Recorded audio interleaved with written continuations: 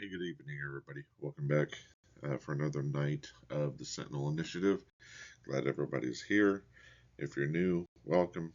If you're not, welcome. For everybody, welcome. All right, so tonight what we're going to be covering is we're in week 3.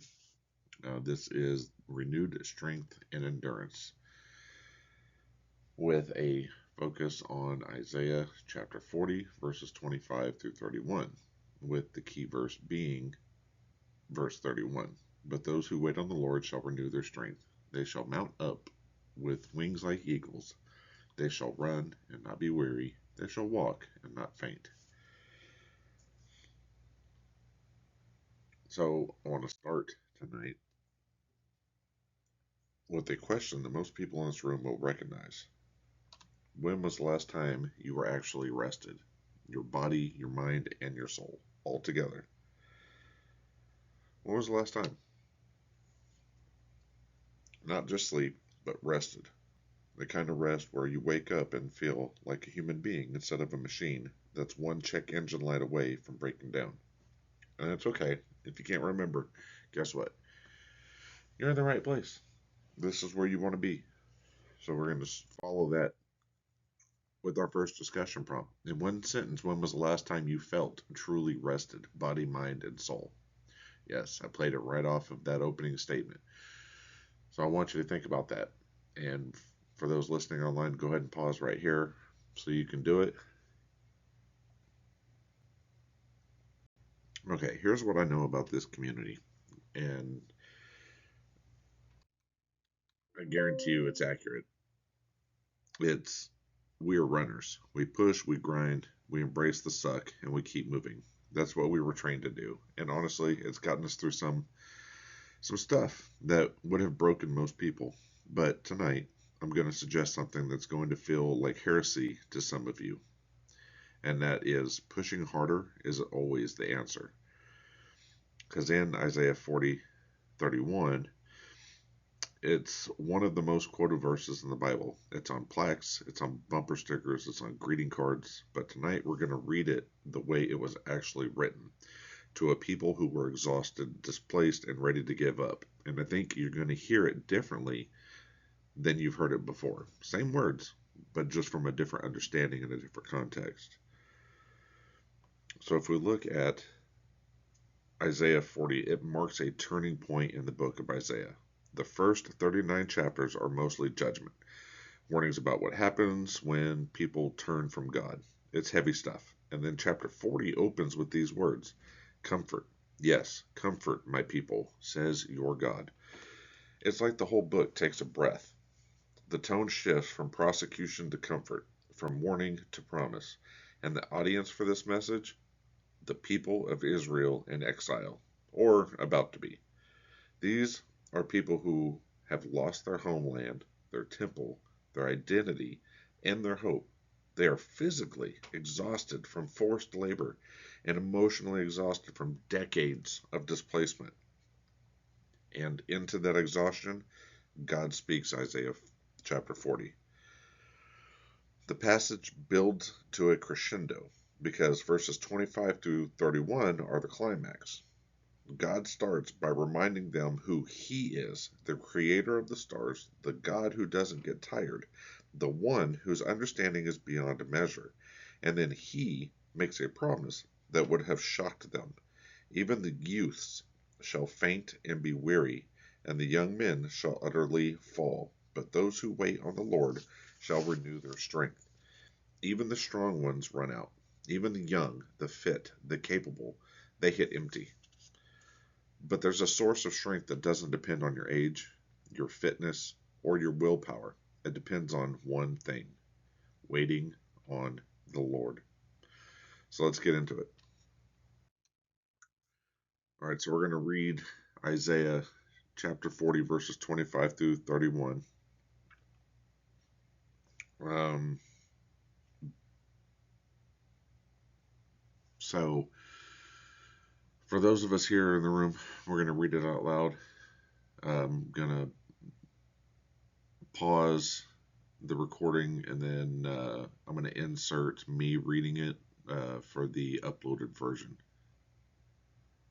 Okay, so Isaiah 40:25 through 31.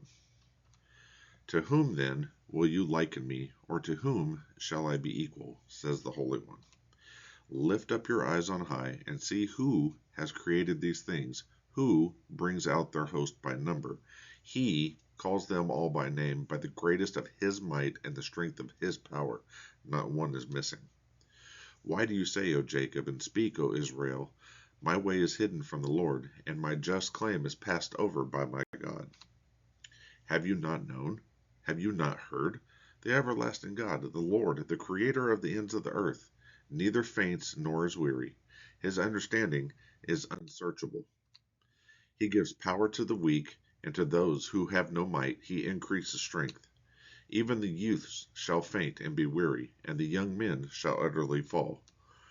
But those who wait on the Lord shall renew their strength. They shall mount up with wings like eagles. They shall run and not be weary. They shall walk and not faint. So I want to start with verse 27 because it's the verse nobody preaches on, and it's the key to the whole passage. Why do you say, O Jacob, my way is hidden from the Lord, and my just claim is passed over by my God? God isn't just offering strength here, he's answering a complaint. And the complaint is one that many of you have felt, but maybe never said out loud. God doesn't see me. God doesn't care. I did my part, and he forgot about me. Israel felt invisible. They were captives in a foreign land, doing forced labor, watching their culture disappear.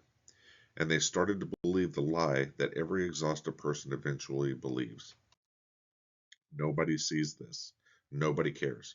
I'm grinding myself to dust and it doesn't matter. Does that sound familiar? Because that's what burnout sounds like when you strip away the medical terminology. Burnout isn't just tired muscles, it's a tired soul. It's the belief that your effort doesn't matter, that you're invisible, that the system or God has passed you over. And God's response is remarkable. He doesn't scold them, He doesn't say, suck it up. He says, look up. And that's in verse 26. Lift up your eyes on high and see who has created these things. He redirects their gaze from the ground to the sky, from the problem to the provider. So here's our next discussion prompt. Which image from Isaiah chapter 40, verses 25 through 31 hits you first? Creator, resupply, eagle, run, or walk, and why? Why does that image hit you first? So we're going to talk about it here in the room. For those listen to the uploaded version, go ahead and pause right here so you can think about this. Okay, and I'm going to follow that now with the very next discussion prompt. If you're willing, I want you to finish the sentence. And for those on the uploaded version, do this too. Right now, the place I'm running on empty is blank. And I want you to fill in that blank. Identify right now where you are running on empty. Go ahead and pause so you can complete this while we do it in the room.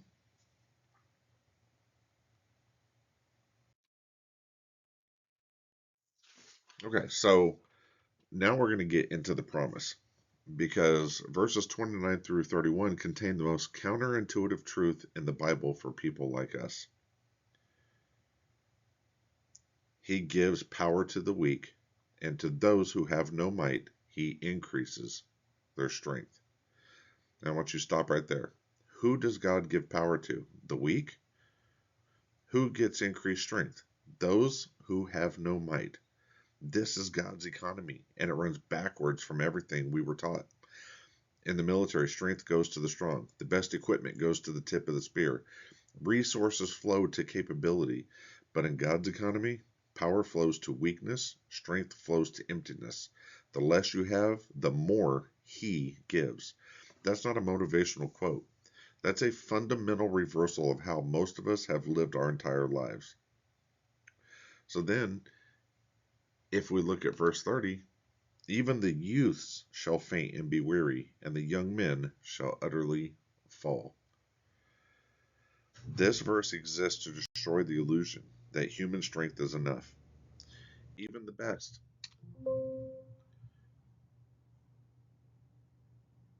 The youngest, the fittest, the most capable, even they run out. The Hebrew word for utterly fall is kashal. It means to stumble, to collapse, to go down hard. Not a graceful rest, a crash. And so you won't be able to see it on the upload, but here in the room, please raise your hand if you've ever crashed. Not physically, although maybe that too, but the crash where you're driving home from a 24-hour shift and you realize you can't remember the last 3 miles.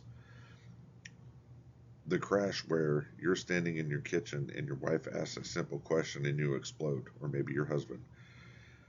The crash where you sit down on the edge of the bed and you just can't. You can't move. You can't think. You can't feel anything except empty. That's kashal. That's what happens when human strength runs out. And it always, always runs out. It's not a question of if, it's a question of when. So, and then in verse 31, but those who wait on the Lord shall renew their strength. The word wait here is kavah. And this is where everything turns. Kavah doesn't mean what you think it means. It doesn't mean sitting around doing nothing. It doesn't mean passive inaction.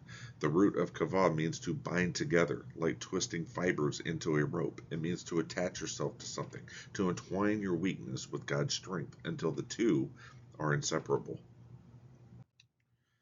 So now I want you to name one small specific moment this week when you noticed you were on battery power. What happened, and how did your body respond? So I'm going to go ahead and, for those listening on the upload, go ahead and pause it right here. And so you can do this piece. So waiting on the Lord isn't checking out, it's plugging in. It's connecting your depleted battery to an unlimited power source. And look at the result. 3 images, and they come in reverse order of intensity. And that right there is important. They shall mount up with wings like eagles. That's soaring. That's the high point. That's the moments of breakthrough, of clarity, of feeling like you can fly. They shall run and not be weary. That's a sustained effort. That's the daily grind, but without the burnout, the long run that doesn't destroy you. They shall walk and not faint. That's endurance. That's just keeping going, putting one foot in front of the other when there's nothing heroic about it, just walking and not collapsing. Here's what's brilliant about that order. Isaiah puts the most dramatic image first and then the most mundane last. Why is that? Because most of life isn't soaring. Most of life isn't even running. Most of life is walking, getting up, going to work, coming home, trying again, being present for your family, showing up for one more day. And God's promise isn't just for the mountaintop moments. His promise covers the walking, the ordinary, the relentless, unglamorous, nobody sees this grind of daily life. Those who wait on the Lord shall walk and not faint. That right there is the promise for the person in this room or listening online who's thinking, I just need to get through tomorrow. God says you will, not in your strength, in mine. Let me talk about what exhaustion looks like in our community because it's different from civilian exhaustion. It's not the same as being tired from a busy week at the office. Military and first responder exhaustion has layers because you have operational exhaustion, the physical and mental toll of sustained high threat environments, deployments, rotating shifts, sleep deprivation, sensory overload. Your nervous system ran at full throttle for months or years, and it doesn't know how to idle anymore. Then there's moral exhaustion, the weight of decisions made under pressure, the ones that haunt you, the what ifs. Did I make the right call? Could I have done more? Why did I come home and they didn't? There's relational exhaustion, the strain of reintegration, coming home to a family that moved on without you, trying to explain what you saw to someone who has no frame of reference, the loneliness of being surrounded by people who love you but can't reach you. And that's another reason why I created this community. And then there's identity exhaustion, the sheer fatigue of not knowing who you are anymore. You were a soldier, a firefighter, a paramedic, a cop. That identity was clear, purposeful, honored, and now you're what? A veteran? A retiree? A civilian? The label doesn't fit, and you're tired of trying to make it fit. All of these forms of exhaustion share one thing: they can't be fixed by trying harder. You can't willpower your way through moral exhaustion. You can't push through identity loss with more effort. The whole problem is that you've been pushing too hard for too long. So, what is one thing you could stop doing this week? Not add. We're not going to add something else. But what is something you could stop doing this week to create space for God to fill? So go ahead and pause right here if you're listening online. But see right there, that's where Kavah becomes revolutionary, because Kavah says stop trying to generate your own strength. Bind yourself to the source. Let God's power flow into the empty places. This is not passive. Waiting on God is active. It's prayer, it's scripture, it's community, like this one. It's worship. It's showing up in rooms like this, but the energy comes from God, not from you. You're not the generator. You're the wire. And the wire doesn't need to produce electricity. It just needs to stay connected. You know the difference between a generator and a battery. A battery stores energy, but it runs out. A generator produces energy continuously as long as it has fuel. Your willpower is a battery that runs out.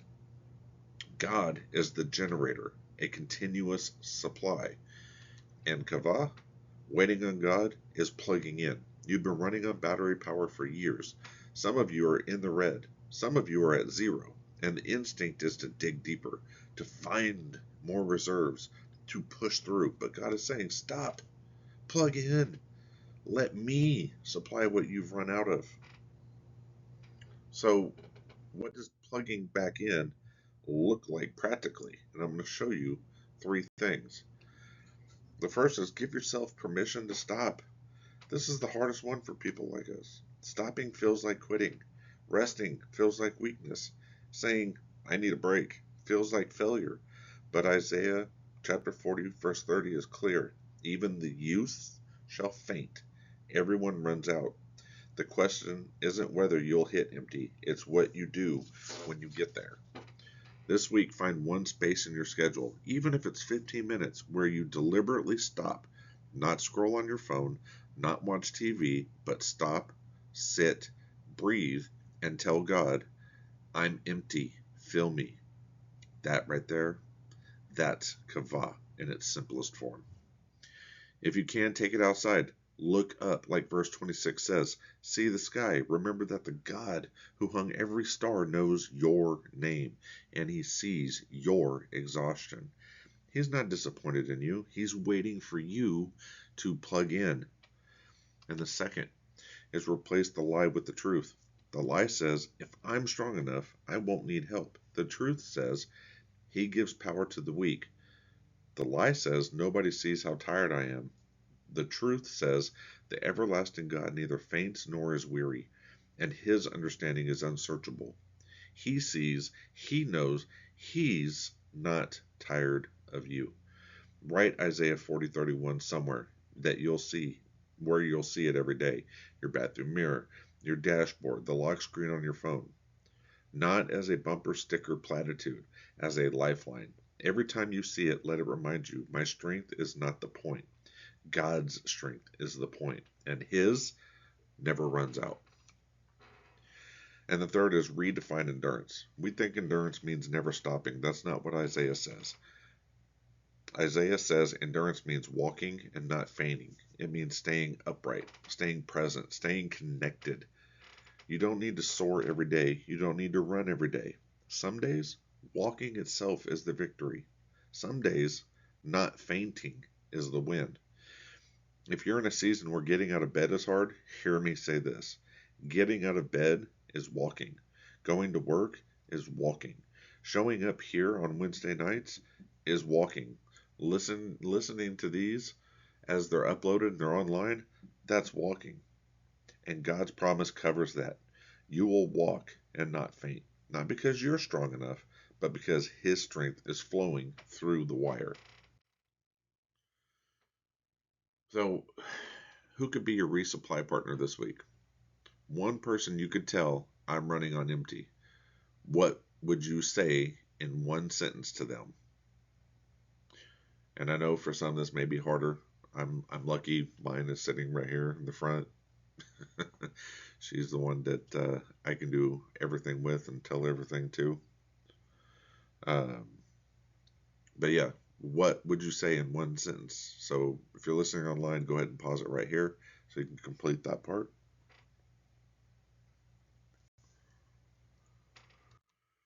Okay, so our tool for the week.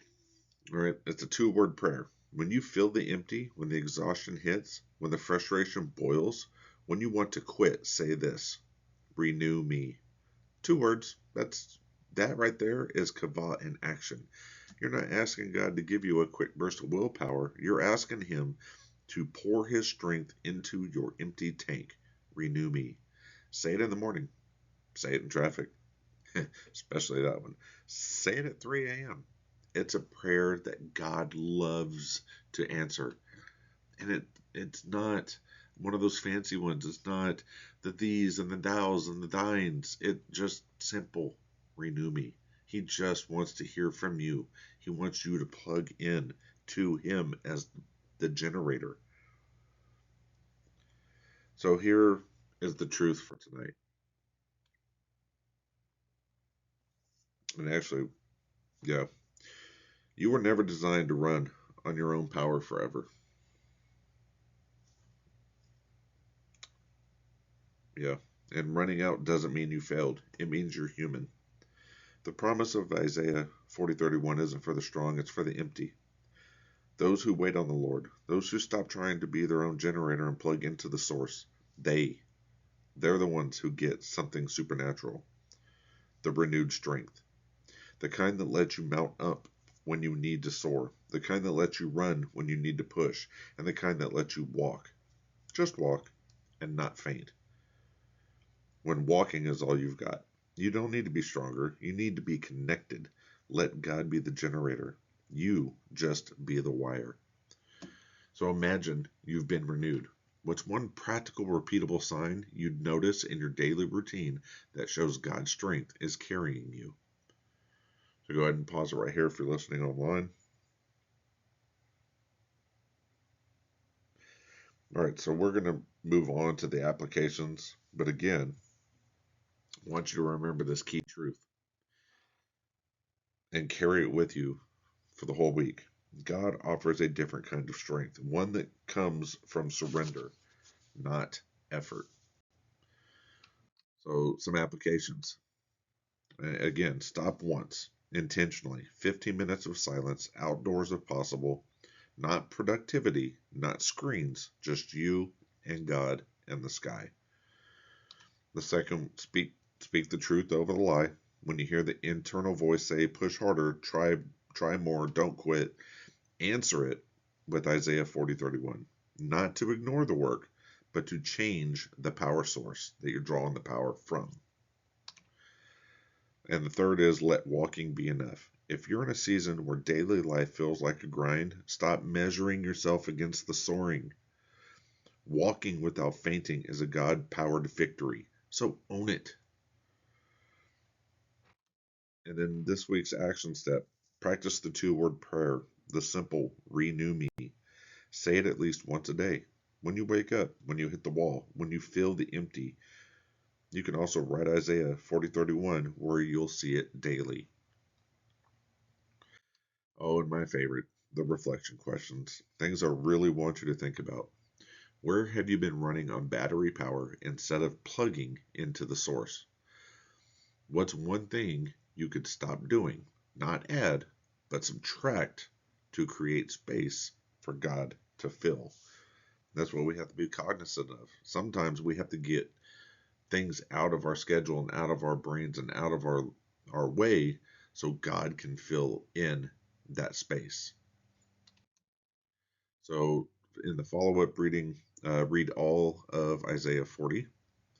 Do it slowly. Notice how God builds from his power the stars, the nations, to his tenderness, carrying lambs, comforting his people. He's both. And then for next week, Isaiah chapter 26, verse 3. The theme will be peace for the troubled mind. So read Isaiah 26:3 at least twice and ask yourself, where does my mind need God's peace? So appreciate it. Thank everybody for being here. Thank everybody for listening online. If you haven't, make sure you also subscribe, like, and do a ton of sharing. Let's get this out to as many people as we can. Have a good night.